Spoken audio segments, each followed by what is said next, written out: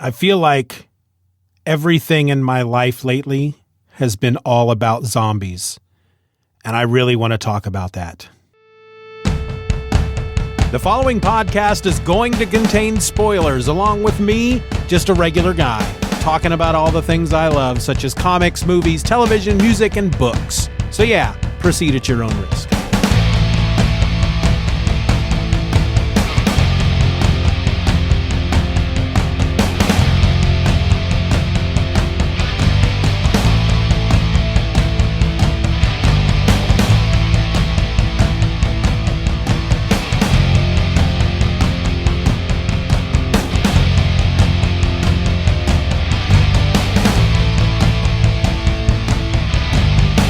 Hello and welcome to another episode of Just Another Fanboy. My name is Steven and I am the fanboy who is just another... I gotta stop doing that. That's stupid. That's really stupid. I don't know why I keep doing it. So, Season 9 of The Walking Dead recently dropped on Netflix and I got it all finished. It took me about 4 days to get through it. And I did. And I want to talk about it because if you're not aware... Of course, the TV show is based on the comic book by Robert Kirkman and Charlie Adlard. It's put out by Image Comics. And the comic book recently ended. Now, I've been reading the comic book. I get the trades as they come out through Hoopla. And I have read the most recent one, but I have not read. They haven't collected the ending yet, so I don't know how the book ends. But once I learned that the book was ending, I decided I was going to go back and reread everything from the beginning. So I went and I got the first volume, and the first volume is actually drawn by Tony Moore. That's his name, right? Feel like I should look that up. I think it's Tony Moore. I feel like an idiot. Walking Dead Tony... Yeah, Tony Moore. See, I was right. I didn't have to doubt myself. Anyway, so I read the first volume with that Tony Moore's on. And I haven't started the second volume yet, but then Season 9 jumped up on the old Netflix. So I started watching Season 9. And you can't help, when you're reading the book and you're watching the show, you can't help but start to compare the two. And the first thing I noticed as I was reading through Volume 1 is the pacing. Because I read quite a number of those comics, you know, however many were out when the show first started, I was caught up at that point. I was caught up on the book. I was current. The show started, I start watching the show, and I'm watching the show and I'm like, oh my gosh, it's taking forever to get to the stuff that's happening. This show just dragged. There's just episodes that just drag, and you know where they're going. In essence, they stick to the basic framework of the comic. They go off on tangents and they do other things, and they have certain characters from the show that do things that different characters from the comic do. There's characters in the show that were never in the comic, but I'm just watching this show and I'm just thinking about how, oh my gosh, this is paced so slowly. But then I reread Volume 1 and I'm reading it and I get done. I'm like, oh my gosh, everything happened way too fast. He needed to slow that down a bit. He got to stuff really quick. And I found that quite interesting that, you know, the TV show's too slow. The comic book was fine. It was perfect. It was a perfect book. Until I started watching the TV show and I thought the TV show was too slow. And then I go back to the comic book and think the comic book is too fast because I've gotten used to the pace of the TV show. I thought that was kind of weird. So I want to talk about, just various things from the series and from the books that are different and yet various things that are the same. For example, my wife and I talk about this a lot because she's a real big fan of the show, but she's never read the book.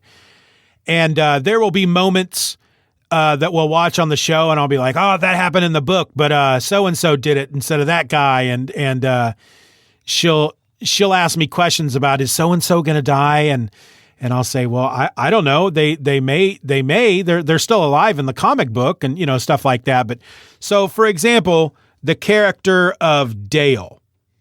Now, Dale is the older gentleman who drove the RV. He lasted a lot long. He died in both the comic and the book. I said that wrong. He died in both the comic and the show, but he lasted a heck of a lot longer in the book. When he died in the show, it was quite a shock. It was very shocking to me when he died in the show. But it was only because it happened so much later in the book. He lasted so much longer. Whereas Shane, on the other hand, Shane dies within the first 6 issues of the book, and he lasts way longer in the show. And I'm gonna tell you right now, I'm gonna get that mixed up. I'm gonna say show when I mean book, and I'm gonna say book when I mean show. I guarantee you that's gonna happen. I'm gonna go back and listen to this episode. I'm just gonna shake my head, which I do every time I go back and listen to an episode. I say things that I don't know why I said it. Just grammatical errors and words that I use incorrectly. For example, to go off on a tangent, in the Slaughterhouse Rules episode, I had to delete various things that I was saying about Simon Pegg because I kept calling him Sean Pegg. I call him Simon Pegg at first.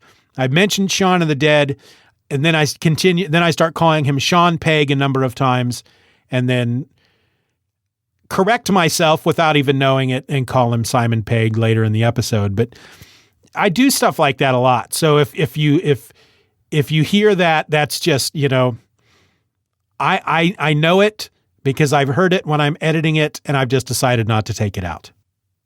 So another thing that was different from the show than the book was they go in the show, they go and visit the CDC.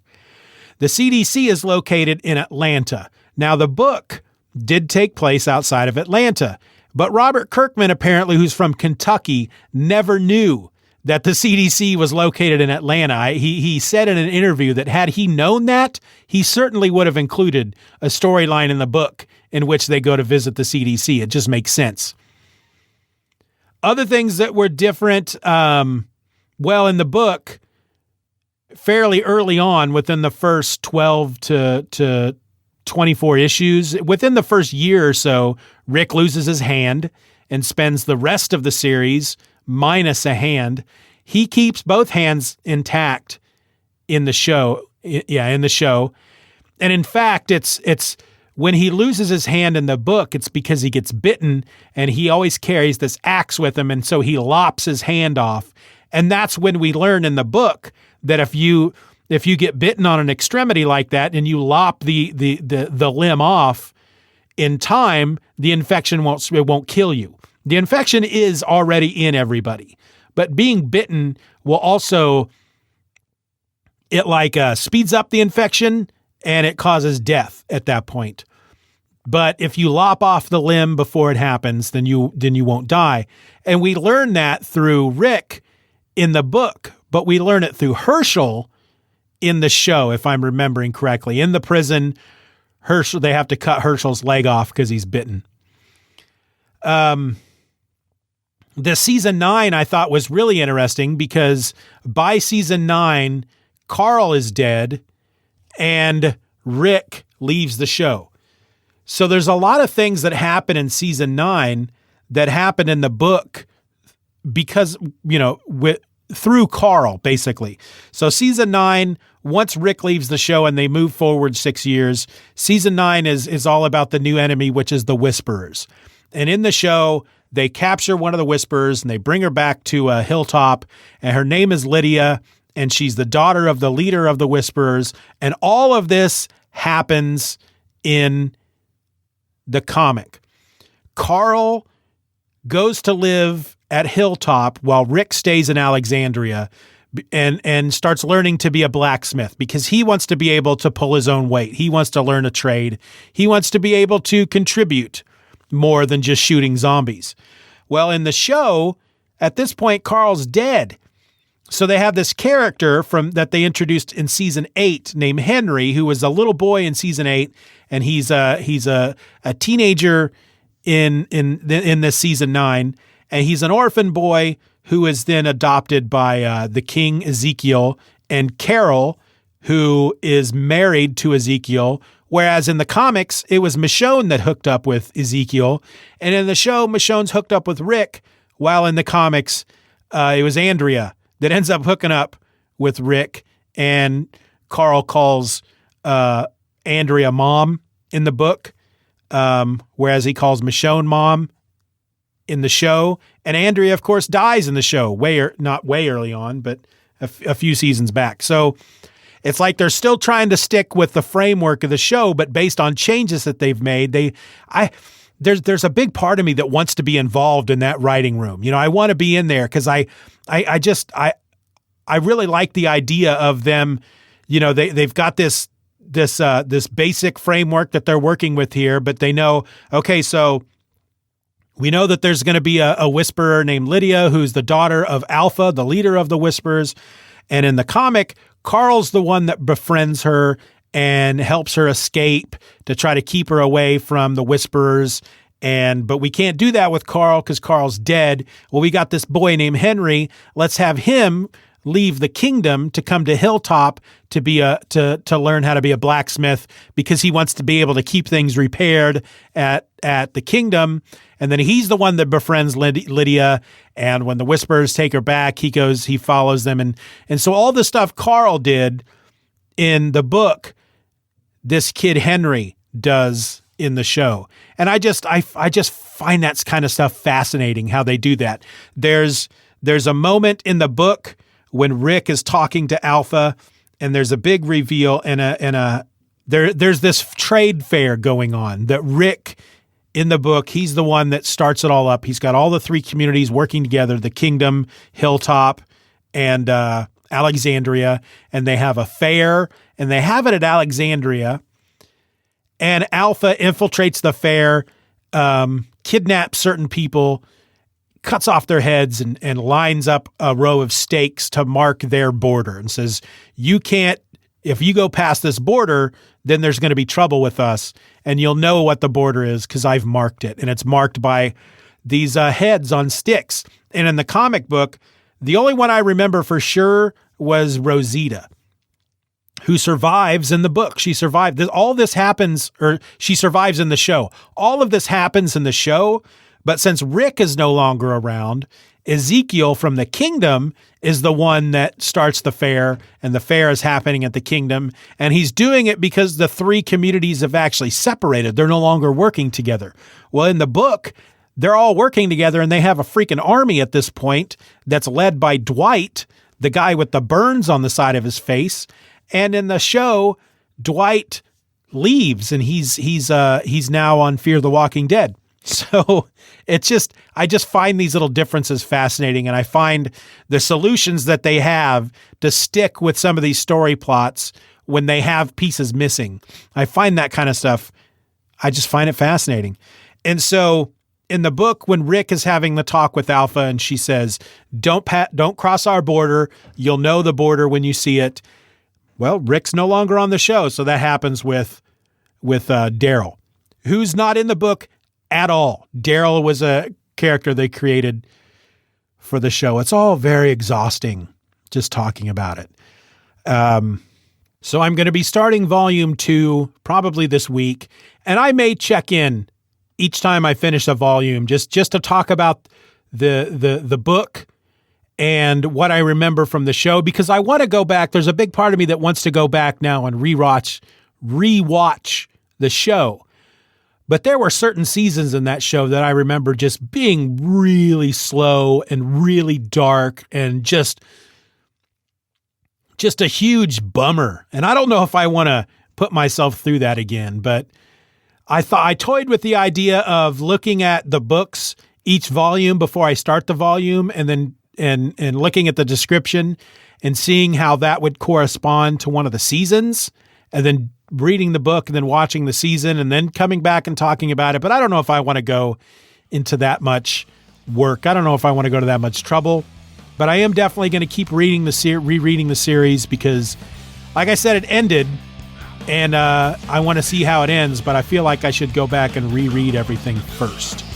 But that was my talk. That's my first talk on The Walking Dead, both the show and the book. Again, there's going to be more, But until then, until I read some more and I talk about it some more, I'm Steven and I'm just another fanboy. Be nice to each other.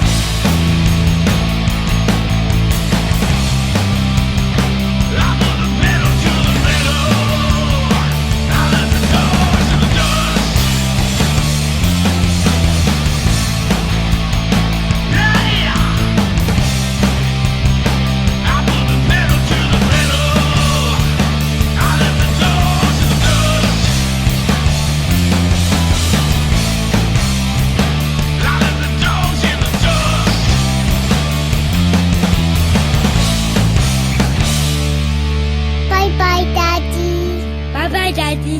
Good job.